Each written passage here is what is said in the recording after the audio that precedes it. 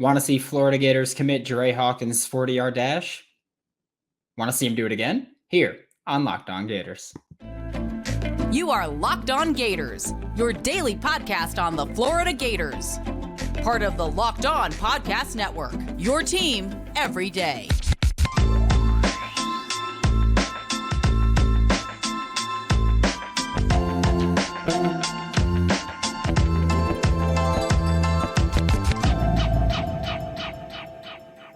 Hello and welcome back to another episode of Locked On Gators, part of the Locked On Podcast Network, your team every day. Thank you for making Locked On Gators your first listen of the day. We are available daily and free wherever you listen to podcasts. Happy Wednesday.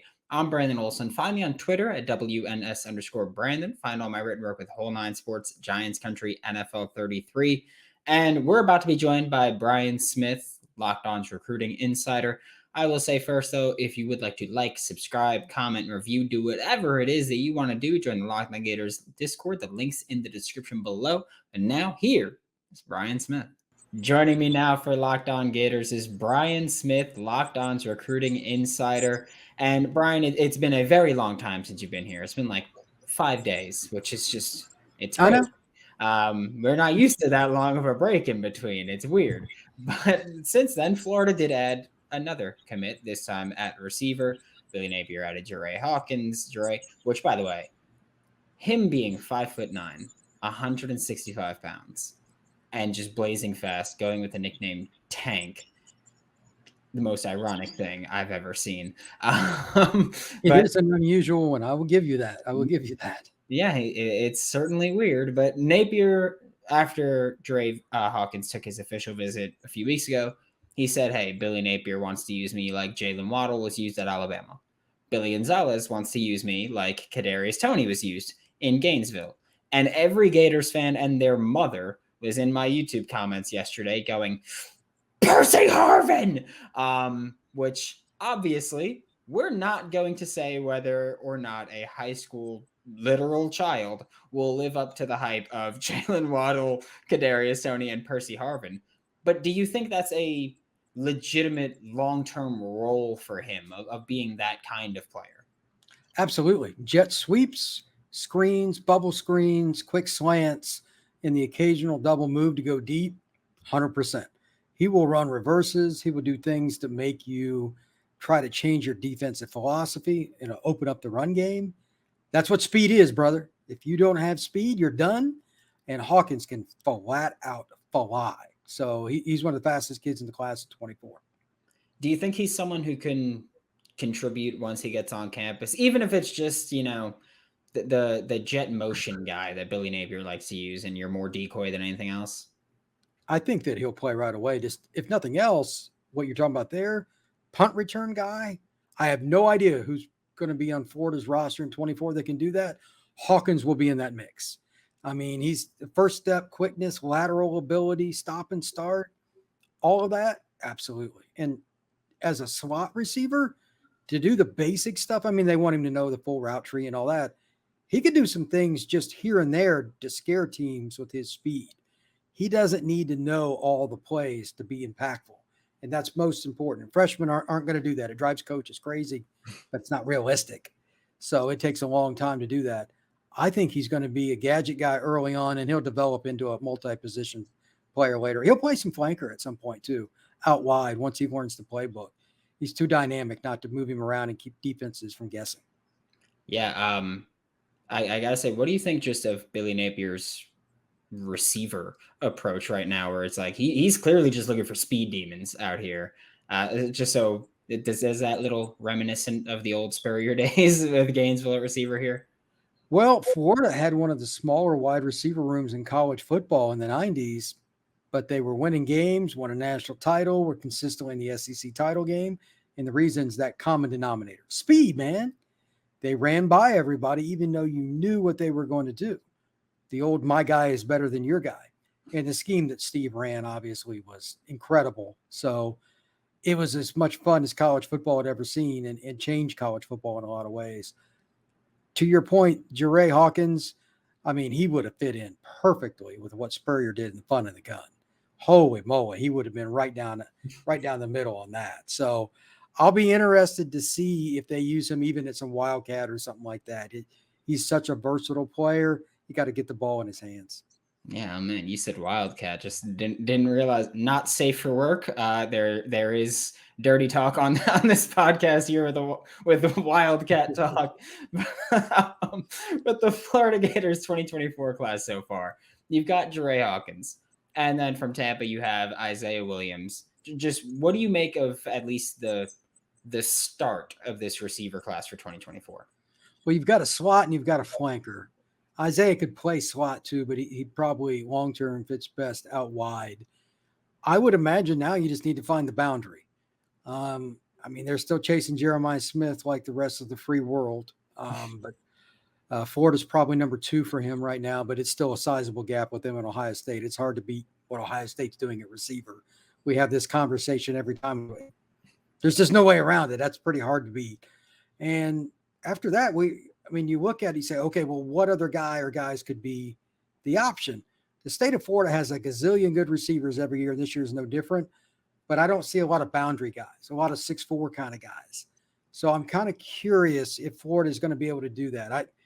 Maybe they'll get a kid out of state. Maybe they'll flip somebody. Maybe they take a JUCO kid. Maybe they even go the route of taking a transfer portal kid. But right now, I'm not sure what the third guy would be. So I'm sure, again, they'll for all Gator fans to know, they are still recruiting Jeremiah, just so you know.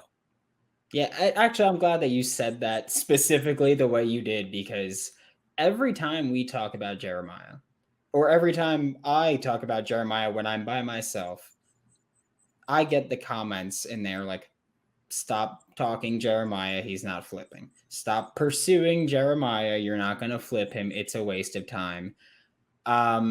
How stupid do you think that thought process is to go, yeah, stop pursuing the best player arguably in the nation and definitely the best receiver just because, it's a long shot right now. What was Florida's record last year? 6-7? Is that right? Yeah, it was. That's exactly right. How many Gator fans do you think enjoyed that? 0? Only the ones that are like, I told you Napier was a bad hire. Those are the only ones, I think. So the masochists of the Gator world. Yes. Okay. If you want to continue to be 6-7, don't recruit the best players. That's pretty much how I look at it. It's not that hard, bro. It's not that hard. Sometimes you need guys to be really good players that you pick up and nobody thought was, Javonte Wall, we shouldn't recruit him. He's going to Penn State. He's going to Ole Miss. He's going to, he committed to Florida. Yeah. Why? It's because they recruited him. Sometimes it works out. Just have to let it play out. It's a long way to National Signing Day. Brandon, we talk about this a lot too.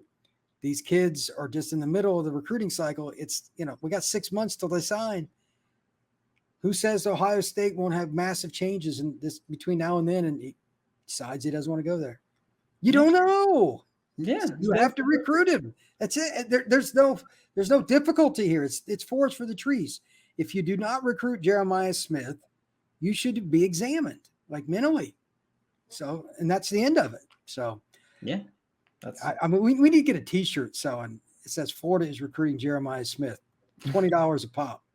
Yep, that's it. That's it. Because it's also wild to me. Like as we're talking about this, I'm just thinking of all of the negative recruiting comments that I've seen since we've started recording, and it's Amir Jackson's not going to be a Florida Gator. He committed like 2 days later.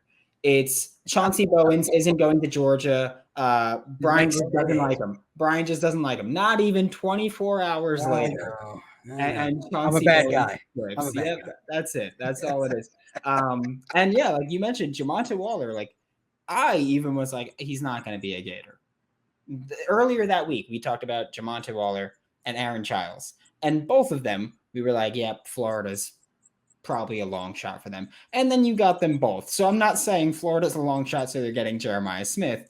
But I am saying you are a grade A moron if you think Florida shouldn't pursue Jeremiah Smith there. That's all I'm saying there. But back on to the guys who are Florida Gators and are committed here. Today's episode of Locked On Gators is brought to you by FanDuel Sportsbook, America's #1 sportsbook. And look, It sucked watching Florida lose to LSU on Monday night.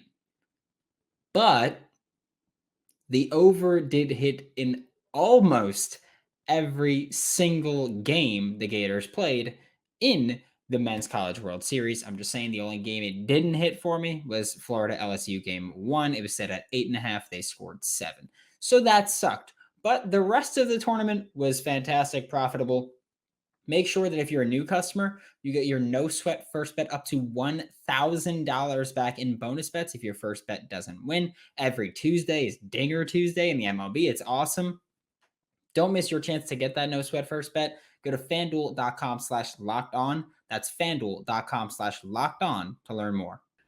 Is there any, I hate using this word because it's just a crappy word to use, but I feel like there's not a better word to use here. Is there any like fear of redundancy at receiver in this class right now with just the complete lack of size, like 5'9", 6 feet tall? And I know that a lot of people think, maybe long-term Isaiah is better as a slot. Long-term, maybe Jerrae Hawkins is better as a slot. Or do you think that both of these kids is just like, one, they can move around and avoid becoming the redundant option, and two, they're both good enough, in your opinion, where it's just like, don't care, just take good football players? I think it's both of those plus one more. This is a college weight program we're talking about. Do we really think Isaiah is going to weigh the same weight in 2 years? Do you really think Jerrae is going to weigh the same weight in 2 years? They're going to add size and strength. I mean, the really good players, even if they're diminutive, find a way. Did Urban move Percy around? Why, by golly, he did. Was Percy big? By golly, he was not. Great players, you will find a way. Percy would line up at slot. He would line up in like an H-back, go in motion, put him in their backfield. He made life hell for anybody that played in the box because you didn't know where he was going. You were praying he didn't come into your zone. I'm sure a lot of guys thought that because he was no fun. And all that is true with guys like Hawkins and Williams. They are in space nightmares. I've been around Isaiah 20 times because I lived in Tampa for so long. He is not fun unless you get hands on him at the line. He is quick as a hiccup and he can go. He needs to add weight. I will grant you that. But so have 5 million other receivers that have come into college football. There was one at Alabama a couple years ago that weighed at $170 walking out of college football that they moved around and won a Heisman Trophy. He was solid. I don't know if you've seen that guy. He's playing, I think, for the Philadelphia Eagles now. It's amazing how that worked out. If you're good, man, if you're good, to your point and to your credit, you move them around a little. They have to learn the playbook. I get that. But it takes care of itself over time. This idea that everybody is a polished and finished product out of a freaking high school, and Florida fans aren't there. This is across college football. It's a disease. It does not work that way. Every team, even Alabama and Georgia, take developmental players. Period. Florida fans need to accept that it's going to be a long process for Billy Napier. This is not going to turn around quickly. I know you and I have talked about that multiple times. Like, we don't expect great things this year. It may be to like 25 before they really get rolling. It's, Lagway isn't going to dominate as a freshman. It takes time. So it's part of the process. I'll feel better if they get a boundary receiver in some capacity, but as good as they're recruiting, does anybody doubt that's going to happen? I don't. Nope. And Florida fans should not feel that way either. So there you go. Yeah. And to your point about the weight program, I just picked a random receiver on the website, and Florida has 2020 arriving on campus Khalil Jackson, 6'3", 185. By his redshirt freshman year, 6'3", 214 pounds. So 29 pounds. There you go. Yeah, pretty damn impressive there for someone who didn't have high expectations, of course, but also great weight gain over that time. And yeah, it's just Florida's going to add great players. And it's also important that, like, we talk about how great Florida's been the past, 2 weeks on the recruiting trail and all this momentum and how things are awesome. Yeah, Gators fans, none of these kids are going to be on campus for another 7 months at the absolute earliest, if they're early enrollees. So yeah, there's that one. But I will also say, like, how would you look for Florida to try to round out the 2024 receiver class? Just do you go just get a tall out-of-state kid? Do you go with the portal? What do you do to try to round out this 2024 class? I would go with the plan they've been using to get all these commitments. Whatever the hell it is that Billy's been telling these guys, go with that. I mean, if it's not broke, brother, don't fix it. They probably have some kids in mind. The one thing that has been consistent since he arrived in Gainesville, they recruit their own guys. Texas kids like DJ Lagway's from Texas. That's not typical Florida turf for football recruits. They'll get one here or there, but they got him early, and he's been the Pied Piper helping getting other kids to come. So I think there's going to be some Louisiana kid, an Arkansas kid, a Mississippi kid. Worley knows Lane Kiffin gets scared when he sees Florida sign now, even though he got one guy at Florida's taking a bite back a couple of ways. I think that it's going to be pretty interesting because I don't necessarily think it's going to be an in-state kid. I think you're right. It'll probably be somebody out of state, and that's okay. There aren't a ton of really big receivers in the state of Florida this year that the Gators would want. If you get the kid from North Carolina or Texas or whatever, that's fine too. Yeah, and before I do let you go, we've talked about quite a few players since you joined us, and two players that we have talked about that both visited campus in the recent weeks: Chance Robinson and Tawaski Abrams. And look, I think that Chance Robinson is still welcome in this class. If he does want to flip to the Florida Gators, there's no doubt in my mind that he's still got a spot, which we spent time last week talking about. Maybe some guys missed the boat here. Chance Robinson is not one of those players. But does the staff maybe lose interest in a Tawaski Abrams type of recruit now that you have Jerrae Hawkins and Isaiah Williams both on board and locked in? I think you're on to something. The only thing with Tawaski is like he could play corner. He could play some other spots. But his body type is very much like Isaiah's. So unless they're taking 4 receivers and then all bets are off, I think that's a decision they've either already made or at least going to discuss. They need a big body receiver, just like they do at every class in the class of 24. So, yeah, you're probably right. Chance is going to weigh over 200 pounds. You could actually make him the boundary if you wanted to, but he's probably best at flanker. I think they're going to probably pass on him, though. Tawaski, unless they think that there's something I don't know about it. Are they taking 4? Because otherwise, why would you really double up there? Well, if you are ever in my comments, you would know that when I say they're probably taking 3, I'm almost getting beheaded out there every time I say that. Every time I'm like, oh, they're probably taking 3, and they're just like, all right, we're killing them. That's just their approach. Don't get me started on Florida fans on YouTube and stuff. It's a rough crowd. Love you guys. But actually, I do have one more question for you. We've got the 2024 class. You see Jerrae Hawkins and Isaiah Williams. 2023 had Andy Jean, Aiden Mizell, and Eugene Wilson III. How do you kind of think of that, long term? Because those are ideally the future at receiver for this program. So just long term, how do you kind of view those guys fitting in together with Napier's offense as well? A lot of those guys can really run. Napier's been known as a run-first coach. The thing you do with that is play action. These guys have the speed to go deep. It kind of tells me he's going to stick with his own theme. And recruiting Lagway, who has a plus arm, then some, his arm strength is ridiculous. I don't think they're going to really change much. They're looking for speed demons that make teams back off, play cover 2 so they can run the ball. They're getting them in droves. So I think it's just sticking with the plan and be a power football team and run play action.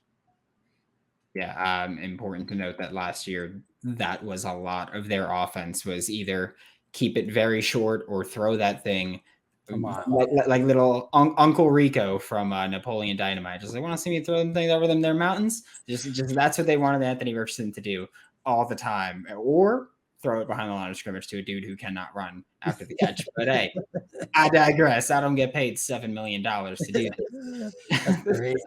Thank you so much, Brian. This is Brian Smith, Locked On's recruiting insider. Catch him all throughout the Locked On College channel. He's going to be here who even knows when again? We'll who knows at this point. But also, you can see him at Locked On LSU because he's scared with the LSU Tigers. I'll say that. But thank you so much, Brian. All right, buddy. Take care. Thanks for making Locked On Gators your first listen of the day. Every day we are available daily and free wherever you listen to podcasts. We will be back tomorrow to talk Florida Gators football. I think tomorrow we're going to start taking a little bit of a deep dive into some of these recruits and some of these commits and really see what they are going to bring to the table in 2024. We're going to soon start previewing this season, talking about the opponents, Cam Rising with Utah. And don't forget, this Friday, Brandon Carroll will be here. And every Friday for the remainder of the summer, Brandon Carroll will be here on Locked On Gators as a weekly guest. It's going to be awesome. I can't wait for your second listen. Check out Locked On LSU, hosted by Caroline Fenton. She also recorded with Brian, and she spent a whole segment talking about the Florida Gators. They're scared, but guess what? Scared money don't make money. For Locked On Gators, I'm Brandon Olsen. Don't forget to follow me on Twitter at WNS_Brandon. Find all my written work with Whole Nine Sports, Giants Country, NFL 33, and I will see you all tomorrow.